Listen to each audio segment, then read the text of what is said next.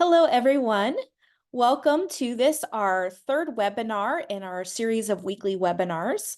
I'm Allison Norton. I'm a faculty associate at Hartford International University here at Hartford Institute for Religion Research.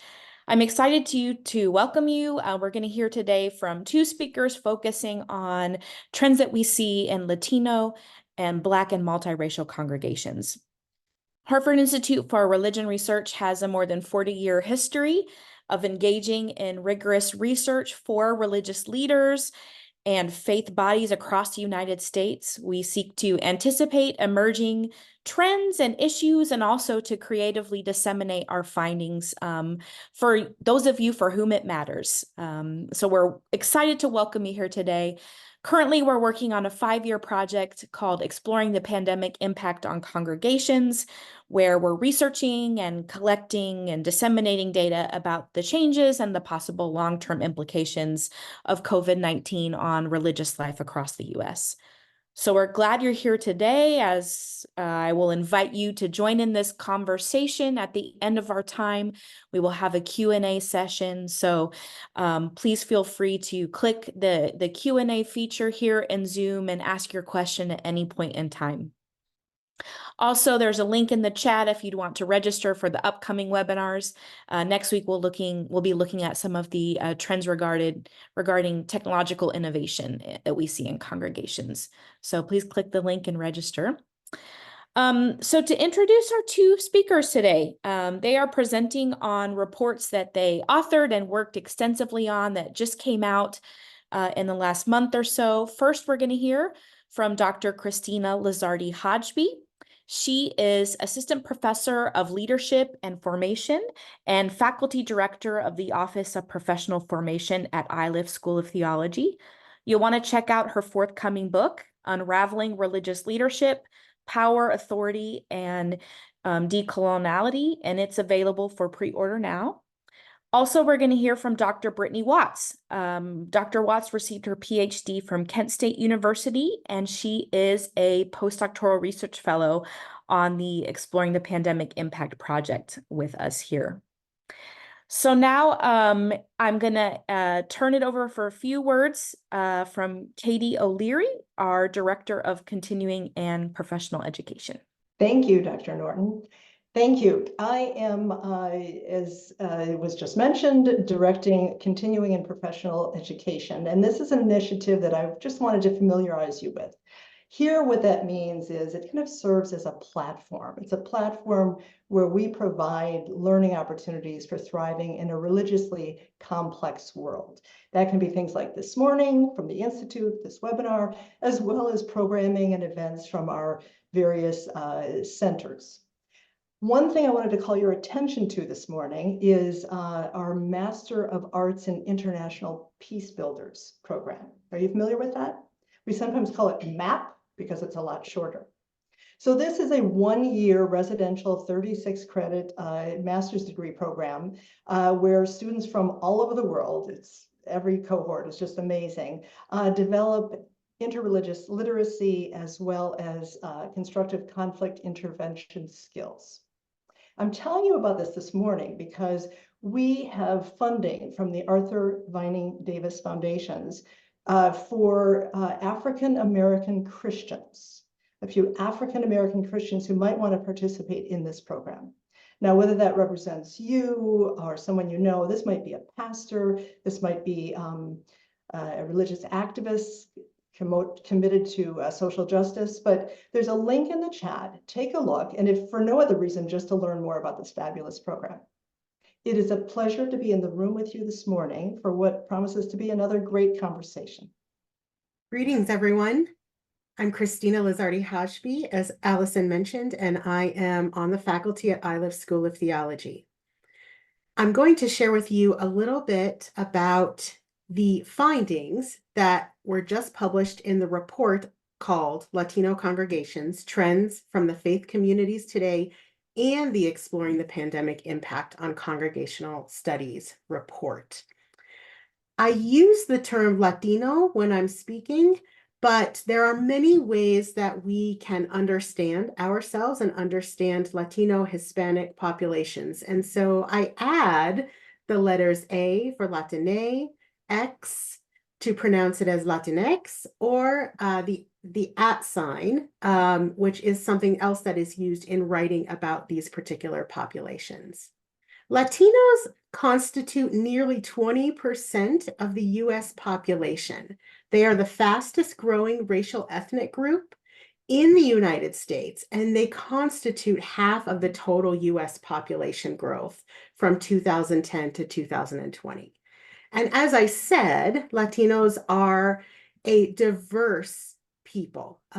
We come from many different countries, but largely trace our heritage to Central and South America, the Caribbean, and Spain. And there are also a number of languages that are spoken by Latinos across these regions and within the United States as well. So English, Spanish, Portuguese, French, and other indigenous languages as well. This data and these findings come from two different studies. The Faith Communities Today, particularly the 2020 National Survey of Congregations. There were 276 majority Latino congregations that were a part of that research. And then the EPIC survey and regional case studies that have been conducted with 8 majority Latino congregations. So that's just a little bit of overview of where these findings are coming from. When we look at that data of majority Latino congregations, those that have at least 50% of their participants as identifying as Latinos, we see that overall in congregational life, 7 out of every 10 participants attend the largest Latino faith communities. And you see this on the chart on the bottom of this slide. So for congregations that have 250 or more participants, 70% of participants participate in those largest congregations. And then with the smallest, which constitute about 20% of all congregations, only 2.2% of attendees actually participate in those congregations.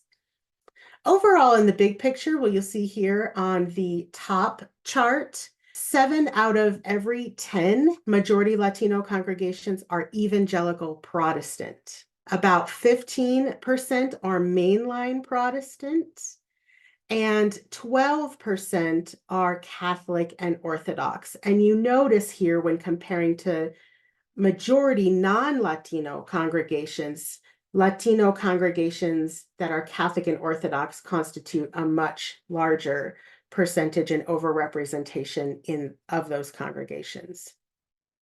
So, a majority of Latino congregations have experienced growth or remained stable in attendance over the past 5 years. You see that most presently here with the stable and growing, so 43%, almost half, but not quite, about 4 in 10 of these congregations have experienced 5% or more growth in the last 5 years. This doesn't mean that all Latino congregations are growing, however, as we see that 38.2% of them have declined 5% or more. That is, however, at a lesser frequency than non-Latino congregations, where over half of them have declined 5% or more in the last 5 years. When it comes to building ownership, Latino congregations are half as likely to own their own facilities. And you notice that here on the second item on this chart, owned by congregation, only about 35% of these congregations own their own facilities. That is in comparison to other congregations that own their properties and their own facilities at about 64%. You see here that a majority or the largest percentage either are owned by the denomination or rentals or used for free other facilities. These congregations are also 3 times more likely to worship in the same building as other congregations. When we look at the age of Latino congregations, what we notice here is that these churches trend younger and have fewer percentages of senior adults than other congregations. So 19.4% of participants are children in these congregations, 0 to 12 years old, compared with only 13% in non-Latino congregations. And you notice here in the middle adults and senior adults categories that there are fewer percentages of middle adults and senior adults, quite noticeably in that category than in majority non-Latino congregations. When looking at participants, a lesser percentage are also college graduates when we compare with other congregations, and a greater percentage live below the poverty line than in majority non-Latino faith communities. When it comes to engagement, Latino congregations report more contemporary, more innovative, and more inclusive worship of children and youth than other congregations. There's also more emphasis on prayer, spiritual retreats, children's and adult religious education, as you can notice here on the left-hand chart, and less emphasis on music programs. On the right-hand chart, you'll see that community engagement is a key aspect of Latino congregations. They are more actively engaged in activities beyond their congregation at every level, including ecumenical worship, social activities that are ecumenical and community service, as well as interfaith activities, worship, social or educational activities, and community service. When it comes to leadership, about 96% of Latino congregational leaders are male, and the average age is 56 years old. The median age is 56 years old. That is comparable in some ways to non-Latino congregations as a whole, although there are a fewer women leaders in the congregations. But regardless of age and gender of these congregations, leaders tend to be more part-time than non-Latino congregations. So we see here that folks are unpaid. So 22% of folks are unpaid, and regardless of that, over 1/3 have paid employment outside of their congregation. So another attribute of these leaders is that 3/4 of them do not have an MDiv degree. That is in comparison to nearly half of leaders in non-Latino congregations. Overwhelmingly, as you might expect, Latino leaders are tending to be first-generation immigrants, although that's not the case overall, only 39% of leaders, but definitely a larger, more significant percentage than in non-Latino congregations. When it comes to technology, Latino faith communities rely more heavily than others on informal means of technology-based communication. And by that, I mean social media, texting apps, and things like Twitter and Instagram or WhatsApp, rather than formal means that take a little bit more time, thought, and word communication, such as email, e-newsletters, and websites, in order to foster connections within and beyond their congregations. When we look at the finances of Latino congregations in comparison to other congregations, what we notice here, especially with income, is that median income is less than in other congregations, $20,000 less than the overall median, despite having an average higher worship attendance. And this is important, and this makes sense because these congregations tend to have a higher percentage of folks who do not make as much in terms of living income and living wage. What's really interesting here on the left-hand chart is that the fundraising aspect of the breakdown of income is nearly quadruple the average percentage when it comes to fundraising in other congregations. So what's notable about this is that we should be looking to Latino congregations to understand what that fundraising looks like, how that happens, and how that might inform congregations as a whole.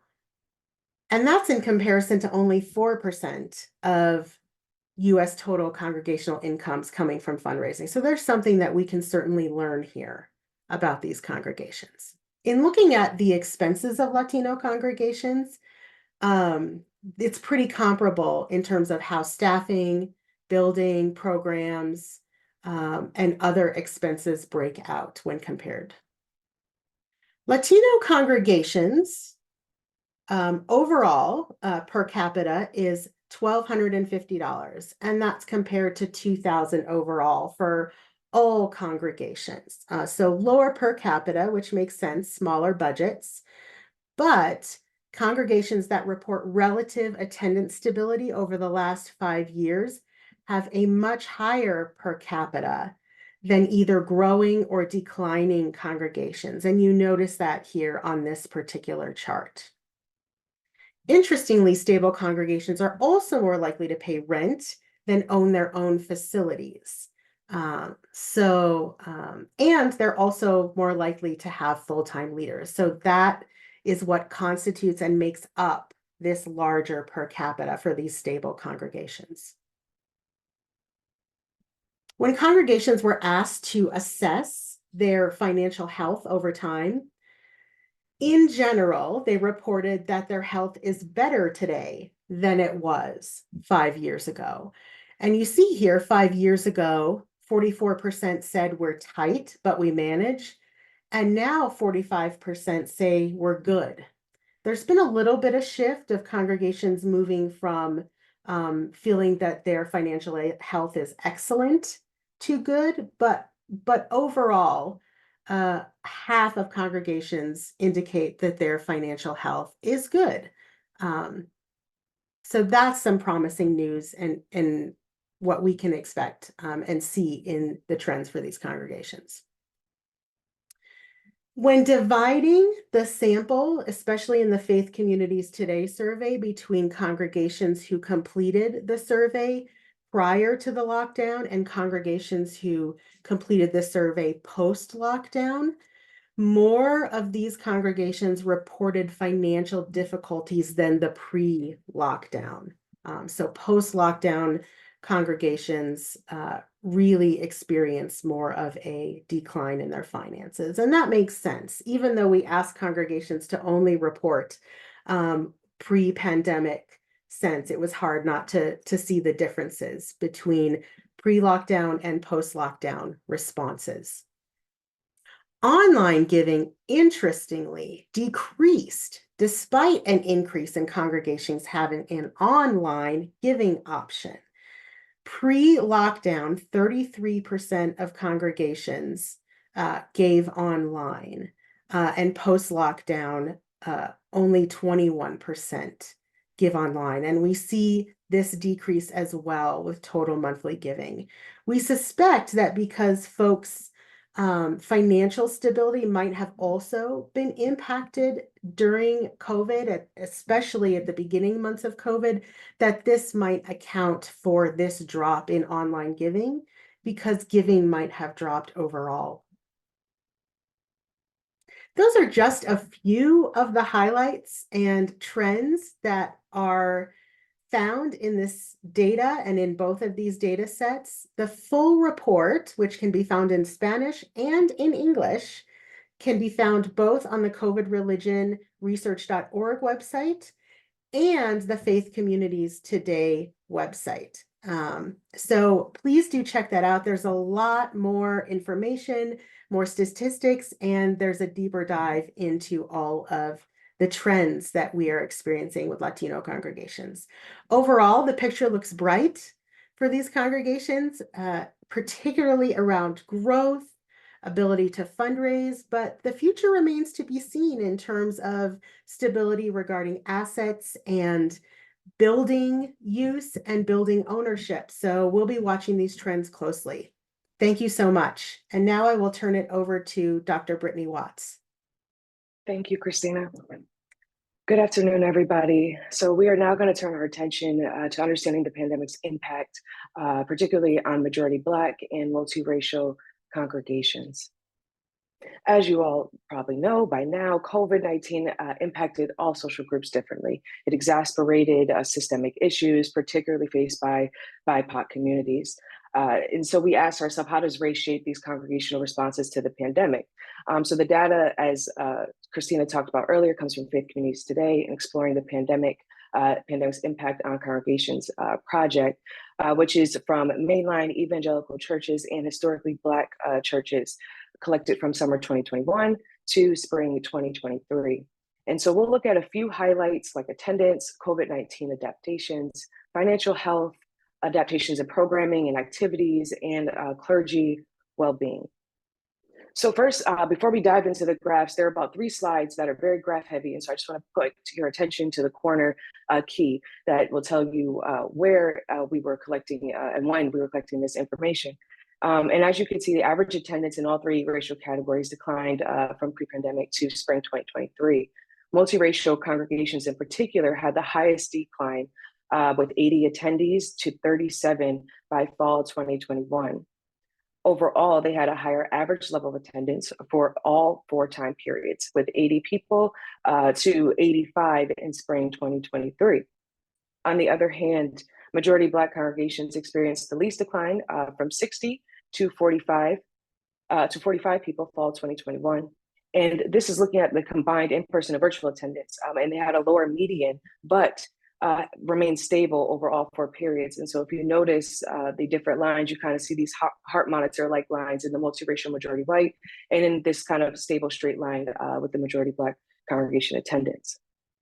Now, if we look at the percent of new attenders, the percentage of new attenders also dropped steeply across all groups due to the pandemic. By summer 2021, new attendees represented less than 10% of majority White and majority Black congregations.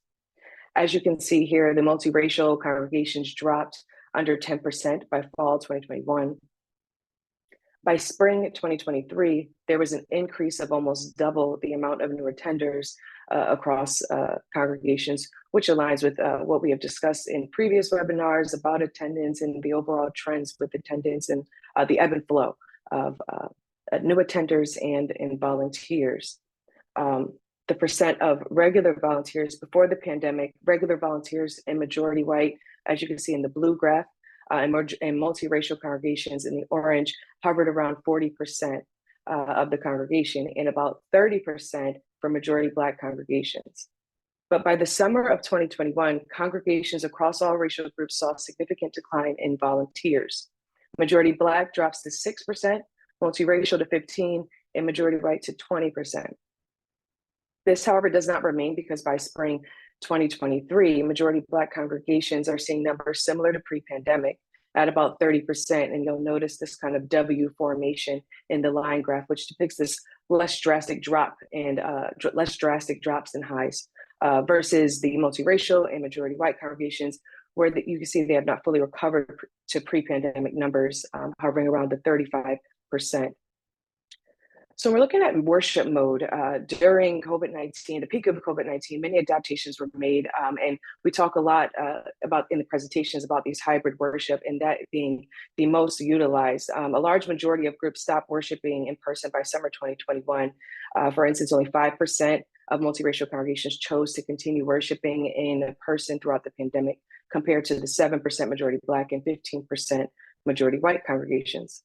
As you can see in the blue shaded area of the pie charts, by spring 2023, majority Black congregations were least likely to meet only in person at 15%, compared to 25% of multiracial and majority White congregations.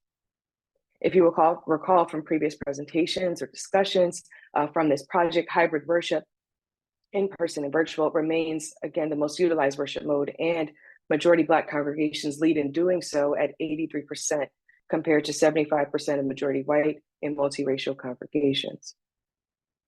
As the vaccine rolled out in summer 2021, Respondents were asked if their religious leader encouraged people to get vaccinated during their sermons and from the pulpit. Nearly all, 99% of pastors of majority Black congregations encouraged their congregation to get vaccinated, as you see here in the green. This is almost double the percentage of pastors of majority white or multiracial congregations. This number may be shocking to some, but it could be due to several reasons. Black churches have historically been leaders in civic engagement. Recently, I heard a Black pastor actually preach on YouTube the history of the Black church, and talks about the history of the church living in this tension, in this intersection of worship and action, all the way from the hush harbors and slavery times, right, into today. And particularly as we see it regarding health and taking the lead in charge of whether it's cardiovascular disease prevention initiatives and workshops and breast cancer screening. So there has been a history in this sort of action regarding health and service. During the pandemic, some religious congregations and community centers opened their buildings for use to administer COVID-19 tests and vaccinations. When congregational leaders were asked if their buildings were used as testing and vaccination sites, 15% of majority Black and 9% of multiracial congregations said yes, in comparison to the 4% of white congregations who said yes in the blue. So we turn to financial health. We understand that congregations have struggled financially. Some congregations have struggled financially throughout the pandemic for various reasons. Issues with renting out facilities, closures of religious schools, and other obstacles related to systemic injustices. As a result, some attendees increased their donations to the congregation to maintain its financial viability. In the summer of 2021, there was an increase in donations from congregants across all three racial groups. However, all three congregation groups. However, by fall 2021, fewer congregations saw an increase in donations, particularly with majority Black congregations at a 33% decrease. And so when asked for a financial health comparison from 2018 to 2023, almost 50% of majority white congregations said their financial health has stayed the same, whereas only 41% of majority Black congregations thought their financial status was the same. Additionally, spring 23 results show 34% of majority Black congregations say their financial health has decreased since 2018, compared to the 28% multiracial and 29% majority white congregations, if you look at the worse now category to the far left. However, I do want to bring to your attention that not all majority Black churches are suffering financially. About a quarter seem to be thriving financially, compared to multiracial 24% and majority white 22% congregations. Perhaps for some congregations, additional congregant giving and federal relief provided during COVID subsidized the financial burdens across these congregations. Online giving also increased accessibility to give and changed what giving looks like and when. But majority Black congregations still seem to struggle to reach this financial stability. And the cycle of instability and dependence speaks to the systemic issues facing majority Black congregations and the intersections of race and socioeconomic class. So as we turn to ways that the majority Black churches and multiracial churches adapted to programming and so forth, a great percentage of congregations across racial lines offered online and virtual worship opportunities at least once a week. 70% in majority Black and multiracial congregations, the green and orange bars, and 82% in majority white. However, majority Black congregations provide more virtual worship opportunities throughout the week. Majority Black congregations led with 27% compared to 23% multiracial and 15% in majority white congregations. Majority Black congregations were also 4 times more likely to offer online prayer as well. Perhaps this points to the importance of multiple weekday worship activities and gatherings in Black churches, such as the midweek Bible studies, the prayer calls and chains, and the like, even in a virtual context. On the right, you will see how congregations utilize some combination of these online platforms, specifically conferencing like Zoom or social media, for example, with Facebook, and video hosting with platforms like YouTube. Conferencing was most utilized by majority Black congregations at 75%, compared to 42% multiracial and 27% majority white congregations. On the other hand, video hosting patterns differed, with nearly half of multiracial and majority white congregations, the orange bars, using it 8% more than majority Black congregations. Regarding social media usage, majority Black congregations utilized it most at 62%, while multiracial congregations did so the least at 46%.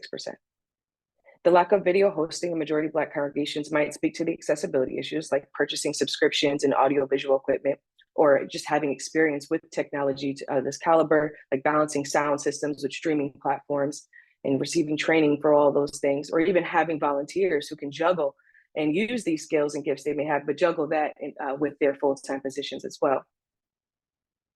Although many congregations across racial groups have opted to use hybrid forms of gathering for Sunday worship, fewer than 20% of churches use virtual or hybrid programming and activities for seniors, young adults, and youth.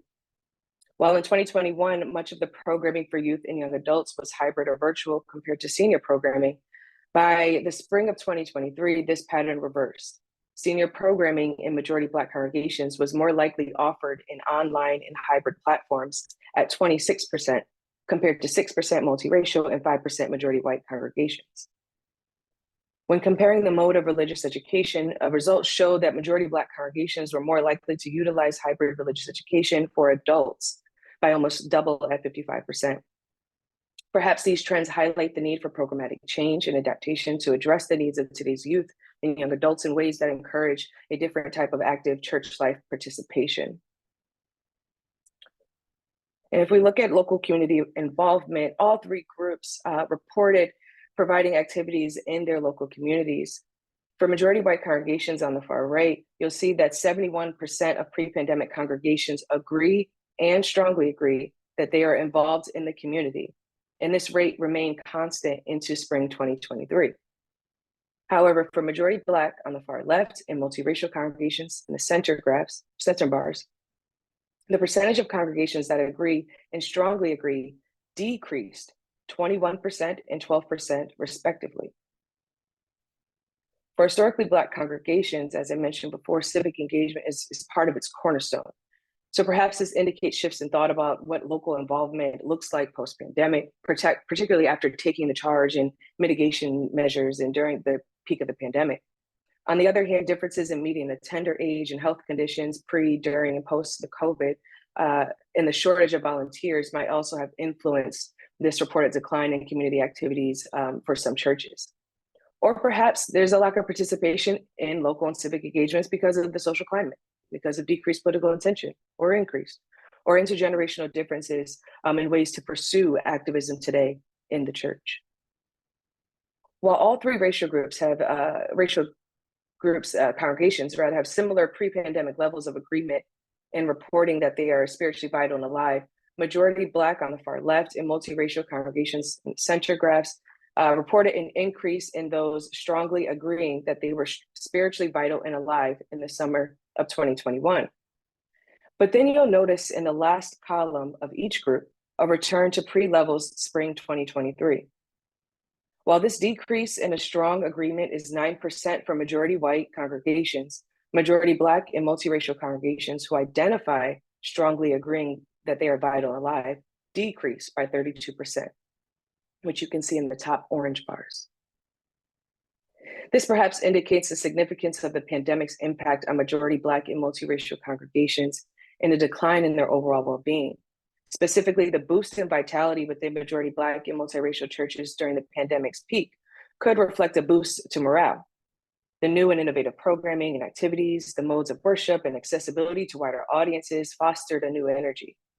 That said, the settlement into post-pandemic life, the increasing responsibilities and fewer members, the grief, the loss that happened during that time could have influenced feelings of vitality in the reverse.